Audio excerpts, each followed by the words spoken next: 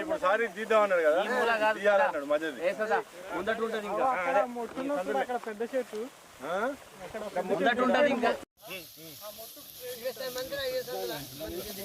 మనకు డ్యామ్ ఎక్కగానే ఆగపడేది ఇదే. ఇక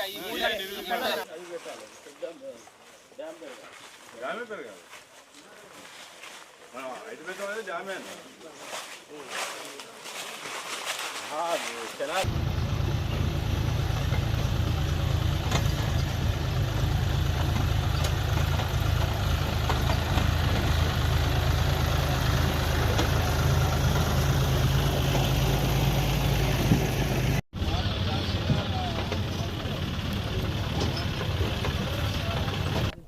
ఇందిరమ్మ రాజ్యం రావటం,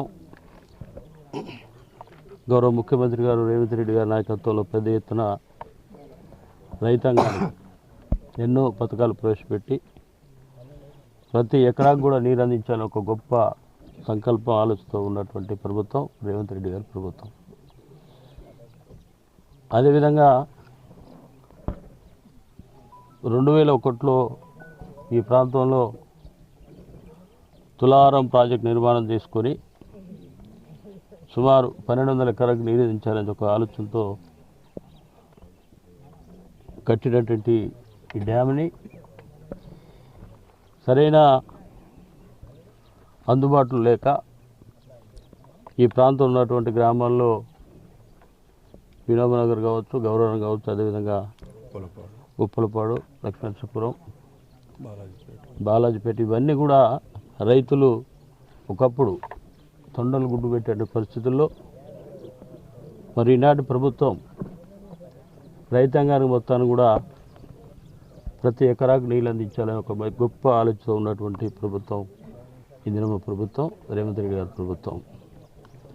ముఖ్యంగా మిగతా ప్రాంతాల్లో కూడా మరి నీరు అందివ్వాలంటే రైతాంగానికి ఈ డ్యామ్ని ఇంకా పెంచే విధంగా ప్రభుత్వం చర్యలు తీసుకోవాలని చెప్పి రైతులందరూ కోరడంతో మరి ఈరోజు ఈ ప్రాంత ఎమ్మెల్యేగా మహబూబాబాద్ జిల్లా బయారం మండలం శివారు గ్రామాల్లో ఉన్నటువంటి ఈ తులారం ప్రాజెక్ట్ని ఏర్పాటు చేసినటువంటి ప్రాంతాన్ని సందర్శించి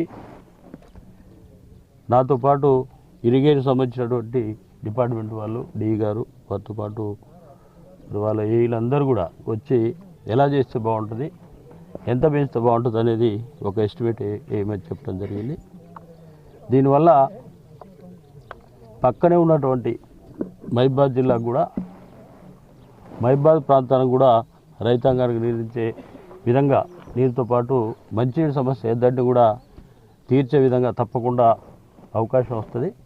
కాబట్టి దీని ప్రభుత్వం అదేవిధంగా ఈ మధ్యకాలంలో మరి ముఖ్య సలహాదారుడు వేమనారాయణ రెడ్డి గారు కూడా కలిసి తులారం ప్రాజెక్టు పెంచాలి, దానివల్ల రైతాంగంతో పాటు మహబూబాబాద్ జిల్లాలో మహబూబాబాద్ ఎడుకోట్లో ఉన్నటువంటి మహబూబాబాద్ కాన్స్టిట్యున్సీకి మంచినీటి సమస్య కూడా తీర్చడానికి అవకాశం ఉంటుందని చెప్పి చెప్పడం జరిగింది. వారు కూడా మరి ఎస్టిమేట్ వేయడానికి ప్రైవేటు వాళ్ళను పంపించి సర్వే చేద్దామని చెప్పి చెప్పడం జరిగింది.